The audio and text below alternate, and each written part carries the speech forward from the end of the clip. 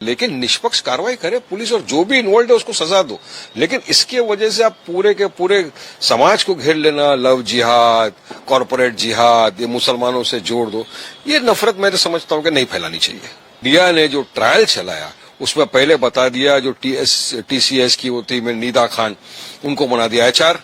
उसके बाद पता चला वहां से स्टेटमेंट पे स्टेटमेंट आ रहे कि नहीं भाई वो तो एचआर नहीं थी, टेली वो थी, वो कुछ उसका बड़ा वो पोस्ट नहीं था, टेली रिप्लायर जो भी थी, और जो मेन एचआर थी शहनानी उसको तो अरेस्ट किया। तो आप मीडिया के द्वारा कोई चैनल दिखा दिया आतंकवादी, टेररिस्ट। अरे आप पहले कानून प्रशासन पे भरोसा रखिए, इन्वेस्टिगेशन करिए और जो भी हो उसके खिलाफ कार्रवाई करिए ना, कौन रोक रहा है आपको। लेकिन देखिए मुझे तो ऐसा लग रहा है कि बीजेपी की उल्टी गिनती शुरू हो गई है। अब ये जो कॉन्स्टिट्यूशन अमेंडमेंट बिल उन्होंने लाया था उसको डिलिमिटेशन के ऊपर भी था, तो उसको जो मेजोरिटी मिलनी चाहिए थी वो नहीं मिली। और मेरे तो समझ में नहीं आ रहा कि सरकार को इतनी क्या जल्दी थी। हाँ, जब पता है आपको 5 राज्य में चुनाव चल रहे हैं, आसाम में चालू है, केरल में चालू है, बंगाल में चल रहा है, उड़ीसा में चल रहा है और ये पटीजरी के अंदर चालू है, तो आपको क्या जरूरत थी ये बिल को लाने की इस वक्त? क्या आप बाद में नेक्स्ट सेशन में आप नहीं कर सकते? लेकिन आज देख लिया सरकार ने विपक्ष की ताकत क्या है, तो अब जनता जनार्दन भी समझ रही ना कि क्या घाई थी, क्यों लाया गया, क्या मंशा थी। तो ये समझ लीजिए कि भाई इस तरह से बीजेपी की उल्टी गिनती शुरू हो चुकी है। अब विपक्ष बराबर इससे अपनी बात रख रहा है, सरकार को घेर रहा है, जिसका नतीजा आज आपने देख लिया। देखिए उन्होंने क्या कहा ये तो मैं अब तक सुना नहीं हूं। मैं तो जो ये माध्यम से पता चल रहा है कि बिल गिर गया, तो मेरे को यही लग रहा है कि 12 साल से मैं देख रहा हूं सरकार सत्ता में है, तो मुझे लग रहा है पहली मर्तबा ऐसा, मेरी जानकारी के हिसाब से, कि पहली मर्तबा ऐसा हुआ है कि कोई बिल गिरा, मेजोरिटी उनको नहीं मिल सकी। ये कौन सा अमेंडमेंट बिल था? तो अब यही दर्शाता है कि बीजेपी की जो नीति थी शायद फेल हो गई। उन्होंने जो इतने सारे लोग कैंपेन कर रहे थे बाहर, नेता सबको बुला लिया पार्लियामेंट के अंदर 3 दिन के लिए और इतनी घाई घाई के अंदर काम कर दिया, तो विपक्ष की ताकत भी दिख गई आज बीजेपी को, समझ में आ गया उनको पूरी तरह। सर महाराष्ट्र में नासिक में जो मामला बाहर सामने आया है, धर्म परिवर्तन और शोषण मामले की जांच में नए खुलासे हो रहे हैं कि क्या ये किसी बड़े नेटवर्क या विदेशी फंडिंग से जुड़ा है? कई आरोपी गिरफ्तार हो चुके जबकि नीदा खान फरार है।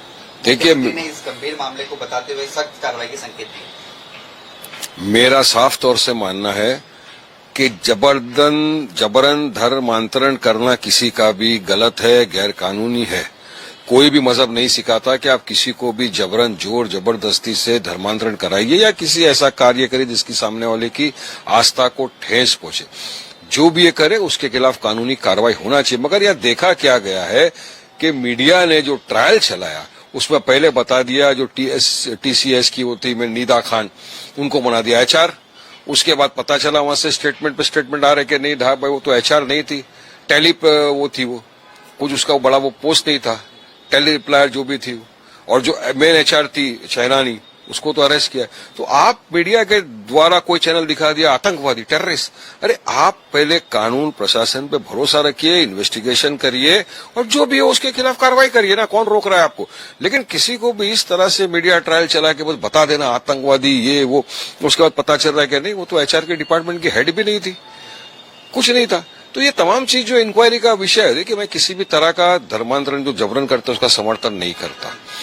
सरकार, पुलिस प्रशासन है, कार्रवाई करे जो कानूनी होगा, मगर किसी बेगुनाह को सजा न मिले ये तो संविधान है, सुप्रीम कोर्ट बोलता है।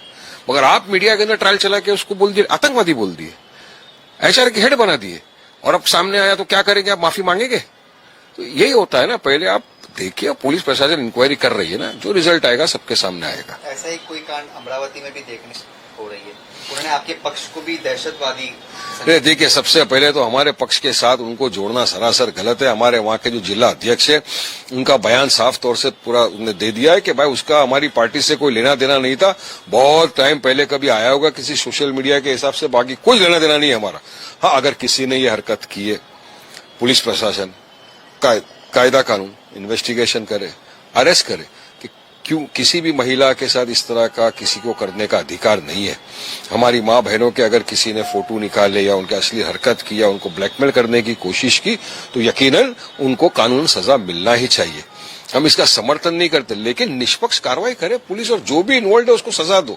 लेकिन इसके वजह से आप पूरे के पूरे समाज को घेर लेना, लव जिहाद, कॉरपोरेट जिहाद, ये मुसलमानों से जोड़ दो, ये नफरत मैं तो समझता हूं कि नहीं फैलानी चाहिए। सर, थाने तहसीलदार कड़ेले ने एमएन की मुंब्रा की पार्षद सहर शेख के पिता है कि उन्होंने फर्जी जाति प्रमाण पत्र का इस्तेमाल किया और उसी के आधार पर अपनी बेटी के लिए जाति प्रमाण पत्र हासिल किया।